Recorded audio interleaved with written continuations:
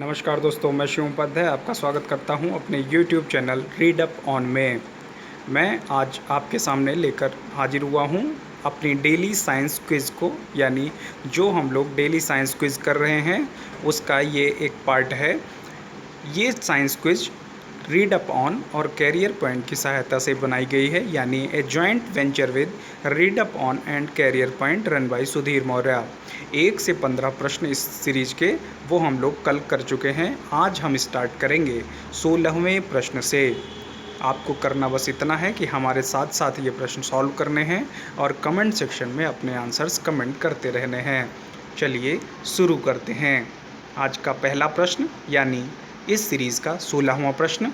भारत के ऐसे प्रथम राष्ट्रपति कौन थे जिन्होंने भारतीय वायुसेना के सुखोई फाइटर एयरक्राफ्ट में 30 मिनट तक उड़ान भरी थी? Options are given. APJ Abdul Kalam, B Shrimati Pratibha Patil, C KR Narayan Sharma, D doctor Shankar Lal Sharma. आपको ऑप्शंस बताने हैं कि इस प्रश्न का सही जवाब कौन सा है। हर प्रश्न के आंसर्स के लिए आपको 5 से 8 सेकंड का समय मिलेगा प्रश्न के अनुसार, तो आप लोग जल्दी से जल्दी कमेंट कीजिए कि इस प्रश्न का सही जवाब कौन सा है।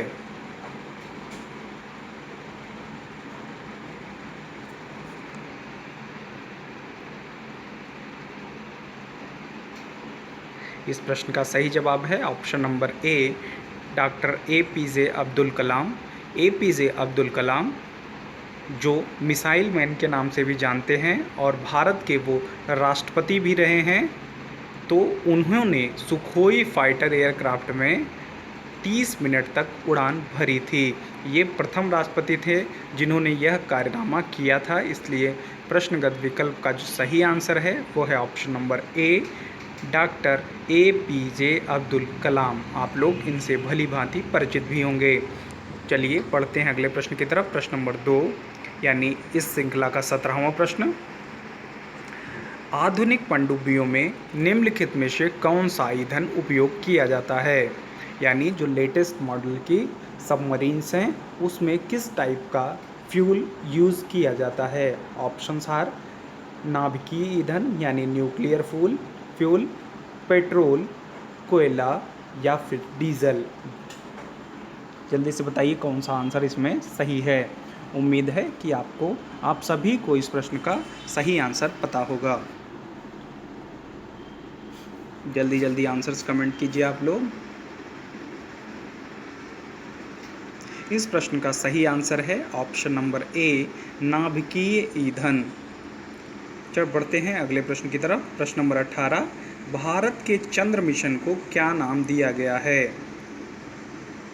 ए विक्रम-1, बी कल्पना-2, सी चंद्रयान, डी इनसेट 5। भारत के जो चंद्र मिशन भेजा गया था उसको क्या नाम दिया गया था? जल्दी से आंसर्स कमेंट कीजिए आप लोग। दोस्तों इस प्रश्न का सही आंसर है option number C, Chandrayaan one. Option number is C, Chandrayaan one is correct answer for this question number 18। Next question है हमारा, गैल्वेनाइज्ड लोहा बनाने के लिए लोहे पर किसका लेप किया जाता है? Options given are A zinc, B nickel, C chromium, D sulphur. आपको बताना है कि लोहे के गैल्वेनाइजेशन की प्रोसेस जो होती है उस प्रोसेस में लोहे के ऊपर किस चीज़ का लेप लगाया जाता है? जल्दी से सही आंसर्स कमेंट कीजिए आप सभी लोग।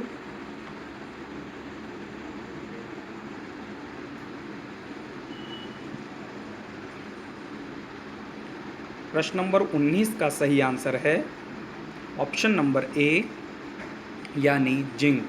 तो जिन जिन लोगों ने जिंक को सही आंसर किया हुआ है उन सभी के आंसर सही हैं। 19 option number A, zinc is right answer.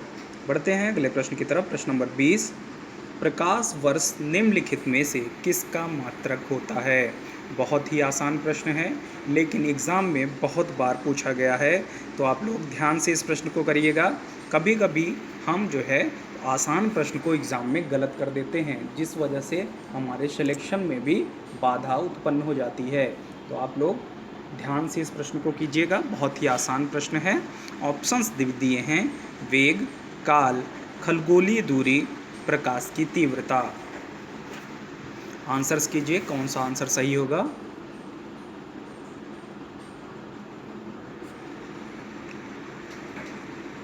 इस प्रश्न का सही जवाब होगा ऑप्शन नंबर सी, खगोलीय दूरी। बढ़ते हैं अगले प्रश्न की तरफ, जो कि होगा इस श्रृंखला का 21वां प्रश्न। जब किसी वस्तु को पृथ्वी से चांद पर ले जाया जाए तो ए, द्रव्यमान बदल जाता है परंतु भार उतना ही रहता है। बी, भार बदल जाता है परंतु द्रव्यमान उतना ही रहता है। सी, भार और द्रव्यमान दोनों बदल जाते हैं। डी, भार और द्रव्यमान दोनों समान रहते हैं। आपको बताना है कि जब किसी वस्तु को पृथ्वी से चांद पर ले जाएं तो क्या परिवर्तन आता है। जल्दी से आंसर्स कमेंट कीजिए। मुझे लगता है कि आप में से सारे लोगों को ये आंसर पता होगा। बहुत ही आसान प्रश्न, बस लेकिन बहुत ही इम्पॉर्टेंट प्रश्न है ये। बहुत बार टेट, सीटेट, सुपर टेट और आपका CDS, CPO, इन सारे एग्ज़ाम्स में ये क्वेश्चन पूछा जा चुका है। बहुत ही इम्पॉर्टेंट प्रश्न है, ध्यान से कीजिएगा।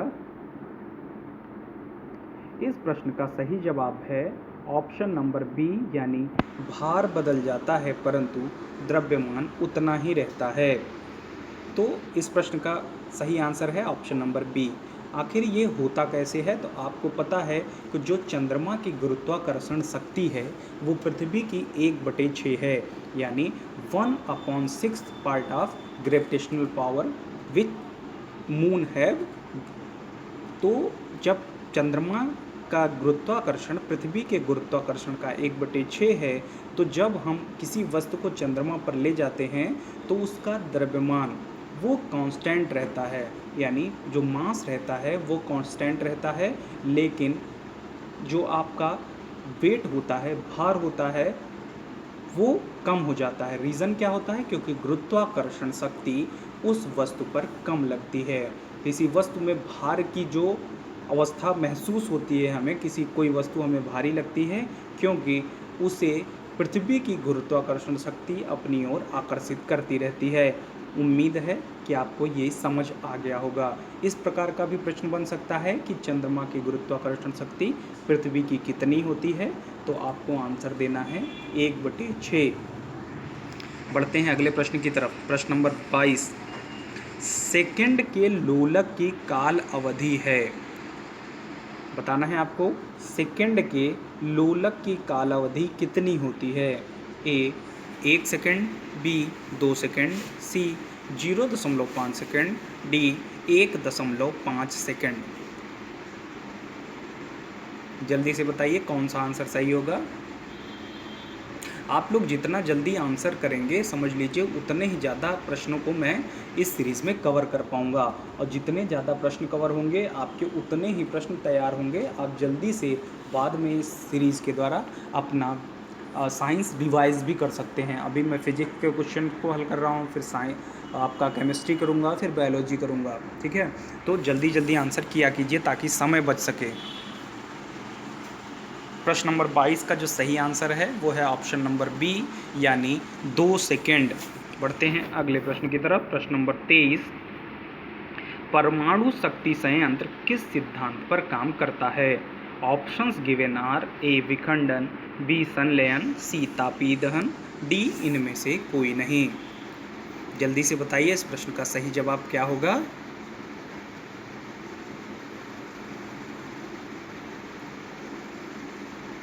इस प्रश्न का जो सही आंसर होगा वो होगा ऑप्शन नंबर ए, यानी विखंडन। परमाणु शक्ति संयंत्र यानी न्यूक्लियर पावर प्लांट में विखंडन प्रोसेस के द्वारा एनर्जी उत्पन्न की जाती है, तो ध्यान रखिएगा इसको, ठीक है। बढ़ते हैं अगले प्रश्न की तरफ। प्रकाश वर्ष किसका एकक है, यानी प्रकाश वर्ष किसका एकक है। बताना है एकक यानी मात्रक का किस चीज़ का मात्रक है। तो इससे पहले हम लोग एक बार कर चुके हैं इस प्रश्न को, लेकिन वहाँ ऑप्शन जो था वो डिफरेंट था, यहाँ ऑप्शंस बदल दिए गए हैं।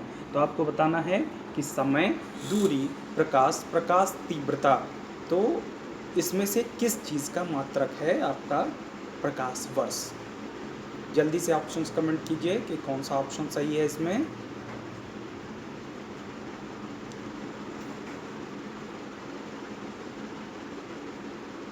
The right option is B, यानी दूरी। ठीक है, खगोलीय दूरी का मापन करते हैं हम प्रकाश वर्ष के द्वारा। इससे पहले ये प्रश्न एक बार हम सॉल्व भी कर चुके हैं। ठीक है, बढ़ते हैं अगले प्रश्न की तरफ। प्रश्न नंबर 25 आपका, कटरीना नाम दिया गया है ए उपग्रह को, बी तारे को, सी उष्मा तरंग को, डी प्रभंजन को। Option number question number 25 is Katrina नाम दिया गया है। ऑप्शंस गिवन आर उपग्रह, तारे, उष्मा तरंग एंड प्रभंजन। जल्दी से बताइए इस प्रश्न का सही जवाब क्या होगा।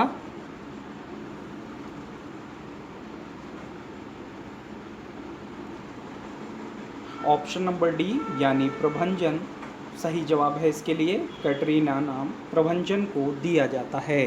तो बढ़ते हैं अगले प्रश्न की तरफ। प्रश्न नंबर 25 का ऑप्शन नंबर डी सही है। प्रश्न नंबर 26, किसने पहला स्वचालित वाहन बनाया था? A Gottlieb Daimler, B Henry Ford, C Rudolf Diesel, D Karl Benz. किसने सबसे पहला स्वचालित वाहन बनाया था, आपको बताना है। आंसर्स कमेंट कीजिए आप लोग। आप में से बहुत सारे लोग ऐसे हैं जिनको मैं बहुत अप्रिशिएट करना चाहूँगा।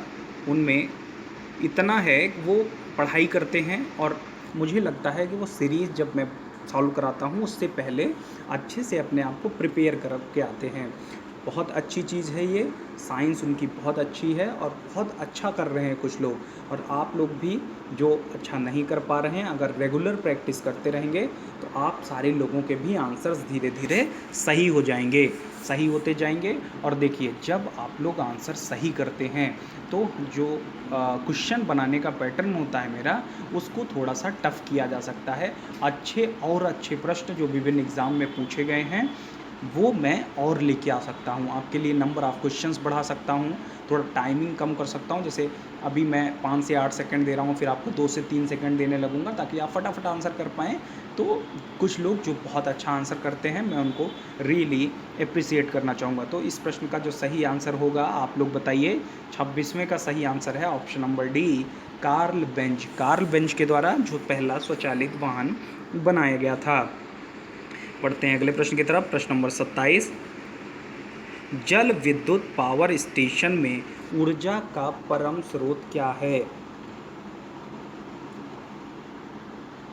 ऑप्शंस गिवन आर सौर ऊर्जा, जल का विभव ऊर्जा, जल की गतिज ऊर्जा, जल की वैद्युत ऊर्जा। ठीक है, आपको बताना है कि सोलर एनर्जी या फिर पोटेंशियल एनर्जी जो है ऑफ वाटर, या फिर गतिज ऊर्जा जल की, या फिर वैद्युत रासायनिक ऊर्जा जल की। किस ऊर्जा द्वारा ऊर्जा का परम स्रोत जो जल विद्युत पावर स्टेशन होता है उसमें होता है? सभी को पता होना चाहिए कि इसमें कौन सी एनर्जी होती है।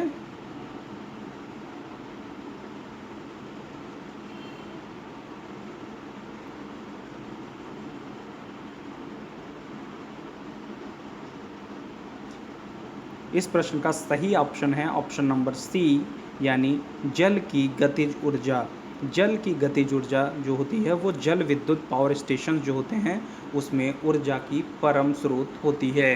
बढ़ते हैं अगले प्रश्न की तरफ। प्रश्न नंबर 28, ओस तब पड़ती है ए आर्द्र वायु ठंडे धरातल पर घनीभूत हो जाती है, बी वायु पृथ्वी की सतह के अपेक्षाकृत अधिक ठंडी होती है, सी रात में आकाश में बादल छा जाते हैं, डी हवा इतनी शुष्क होती है जिसमें वर्षा नहीं हो सकती।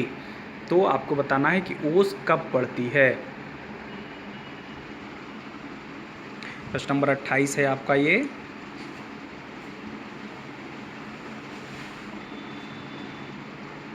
आंसर्स कमेंट कीजिए आप लोग। दोस्तों इस प्रश्न का सही जवाब है ए, यानी जब आर्द्र वायु ठंडे धरातल पर घनीभूत यानी कंडेंस यानी ठंडे धरातल पर जम जाती है तो उसे क्या बोलते हैं, ओस। आपको देखने को मिलता होगा जाड़े के दिनों में आमतौर पे जब हम कहीं किसी घास वाली सतह पर चलते हैं तो हमारे तलवों, पैर के नीचे वाले भाग में पानी पानी जैसा महसूस होता है। वो क्या होती है, वो होती है ओस। जो वायु होती है वो ठंडे धरातल पर क्या होती है, घनीभूत होकर के बैठ जाती है, उसे ही हम ओस कहते हैं। तो option A is right answer for question number 28। Next question है हमारा, सौर ऊर्जा का रूपांतरण रासायनिक ऊर्जा से होता है। ऑप्शंस आर गिवन, ए वाष्पोत्सर्जन के दौरान, बी प्रकाश संश्लेषण के दौरान, सी विसरण के दौरान, या फिर डी परासरण के दौरान। यानी किस प्रक्रिया में जो सौर ऊर्जा है उसका रूपांतरण रासायनिक ऊर्जा से होता है। यानी solar energy is changed into chemical energy in which process. जल्दी से बताइए कौन सा सही होगा।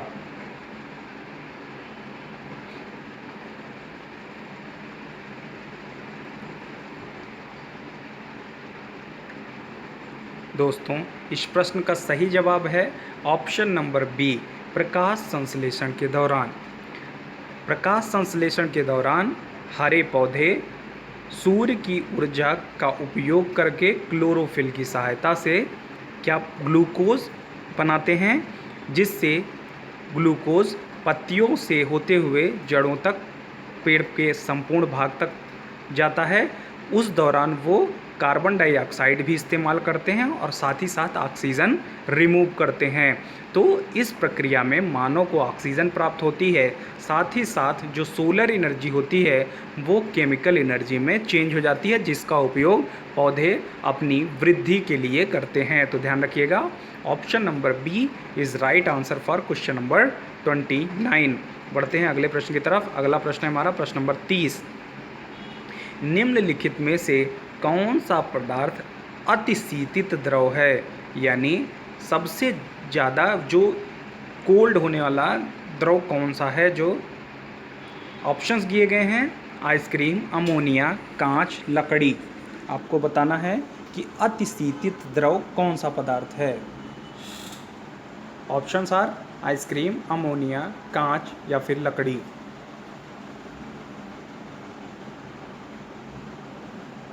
आपको पता होगा कि जो है इस प्रश्न का आंसर अभी जब मैं बताऊंगा तो आपको ध्यान आ जाएगा कि इस प्रश्न का जो सही जवाब है वो ऐसा क्यों है। जल्दी से आंसर कमेंट कीजिए आप लोग कि कौन सा जवाब सही होगा।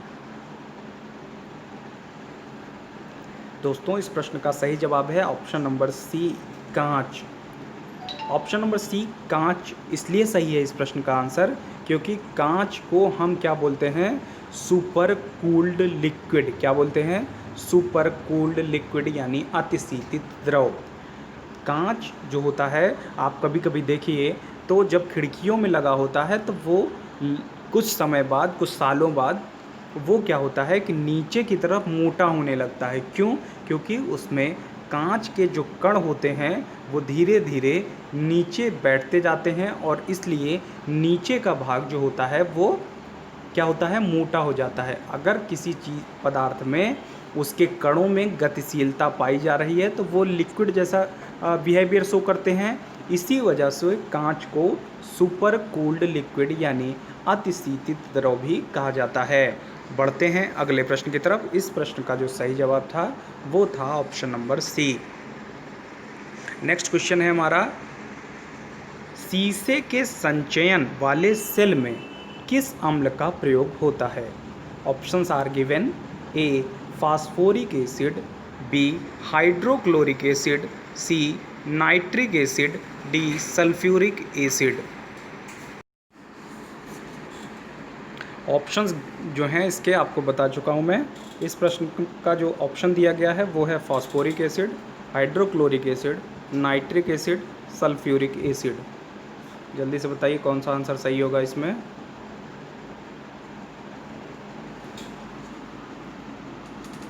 इस प्रश्न का सही जवाब है ऑप्शन नंबर डी, यानी सल्फ्यूरिक एसिड। सल्फ्यूरिक एसिड जिसका फार्मूला हम लोगों को पता होता है वो क्या है, H2SO4। ध्यान रखिएगा, H2SO4 सल्फ्यूरिक एसिड का फार्मूला है। और शीशे के संचयन वाले जो सेल होते हैं उसमें इसको अम्ल के रूप में प्रयोग करते हैं। बढ़ते हैं अगले प्रश्न की तरफ। प्रश्न नंबर 32, जहाज़ों में समय नापने के लिए प्रयुक्त उपकरण है सोनोमीटर, क्रोनोमीटर, गैल्वेनोमीटर या फिर बोलोमीटर। जल्दी से बताइए कौन सा ऑप्शन सही होगा इसका। बहुत ही आसान प्रश्न है, आप सभी को पता होना चाहिए। इस प्रश्न का सही जवाब क्या है।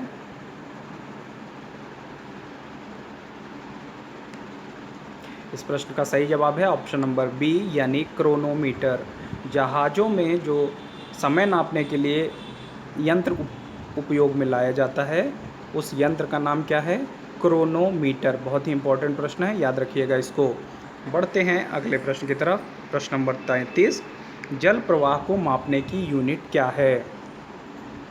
ए माइक्रो ओम, बी ओम मीटर, सी मिली क्वेरी, डी क्यूसेक।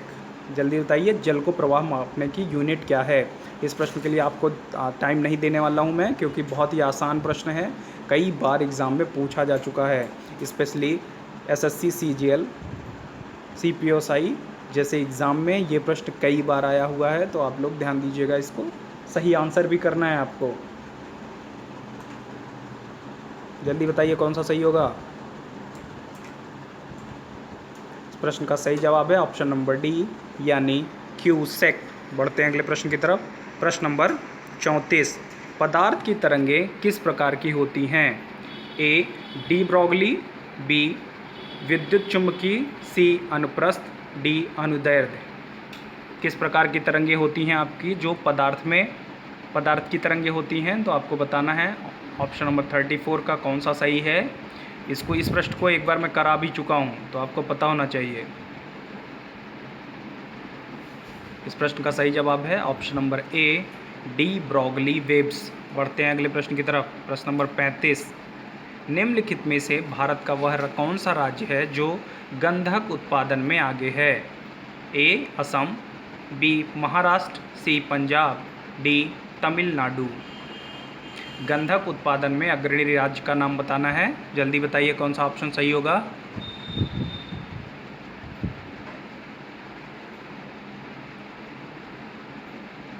इस प्रश्न का सही जवाब है ऑप्शन नंबर डी यानी तमिलनाडु।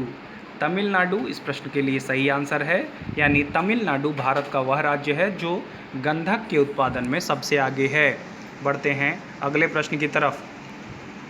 कोई भी नाव नहीं डूबेगी यदि वह पानी हटाती है अपने ए आयतन के बराबर, बी भार के बराबर, सी पृष्ठभाग के बराबर, डी घनत्व के बराबर।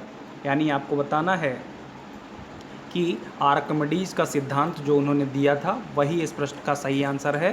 मैंने आपको हिंट भी दे दिया है, जल्दी से बताइए कौन सा ऑप्शन सही है।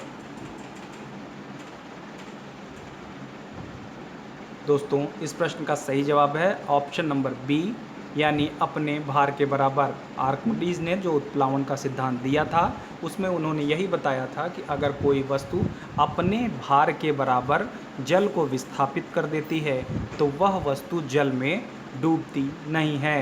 प्रश्नगत विकल्प का सही आंसर ऑप्शन नंबर बी भार के बराबर।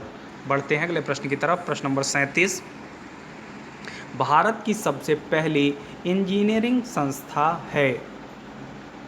ऑप्शंस आर बिरला प्रौद्योगिकी तथा विज्ञान संस्थान पिलानी, जिसे हम शॉर्ट फॉर्म में बिट्स पिलानी के नाम से भी जानते हैं, B IIT Kharagpur, C Roorkee engineering college it mean IIT Roorkee, D BHU IT Banaras. जल्दी से बताइए कौन सा ऑप्शन सही है। सबसे पहली इंजीनियरिंग शिक्षा संस्थान भारत का कौन सा है।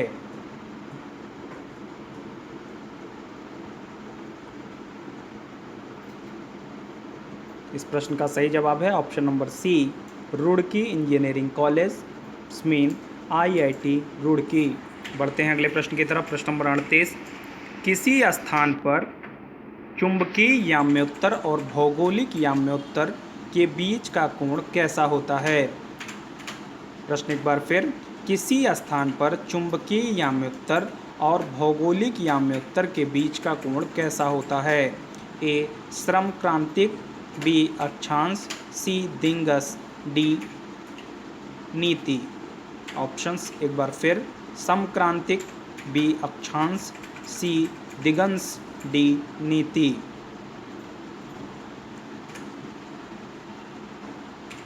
जल्दी से बताइए कौन सा ऑप्शन सही है।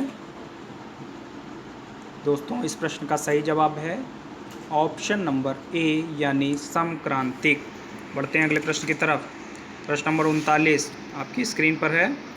लेज़र का आविष्कार किसने किया था? A sir Frank Whittle, B Fred Morrison, C T H. Maiman, D Seymour Cray.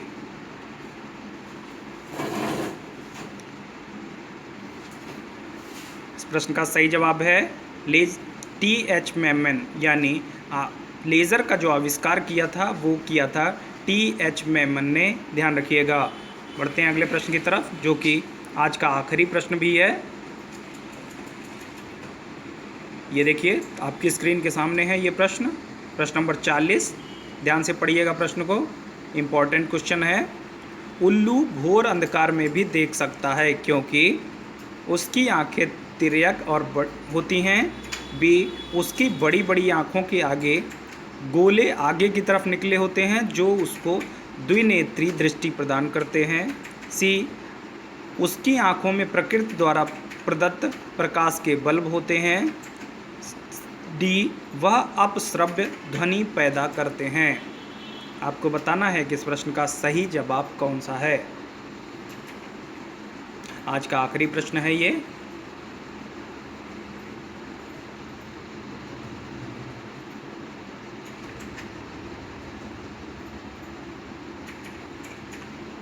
इस प्रश्न का सही जवाब है ऑप्शन नंबर बी, उसकी बड़ी बड़ी आँखों के गोले आगे की तरफ निकले होते हैं जो उसको द्विनेत्री दृष्टि प्रदान करते हैं।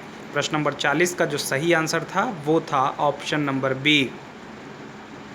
डेली साइंस क्विज आपको रीड अप ऑन और कैरियर पॉइंट की सहायता से प्रदान की जा रही है, तो इसका लाभ उठाएं और आगामी एग्ज़ाम्स में साइंस से आपके क्वेश्चन गलत नहीं होने चाहिए। अगर आप इस श्रृंखला को डेली देखते हैं, बार बार देखते हैं, रिवाइज करते हैं, तो मुझे पूरा उम्मीद है कि प्रश्न यहीं से आएंगे। साथ ही साथ अगर आप देखते रहेंगे तो आपके दिमाग में बना रहेगा और जा कर के आप सही आंसर टिक कर पाएंगे।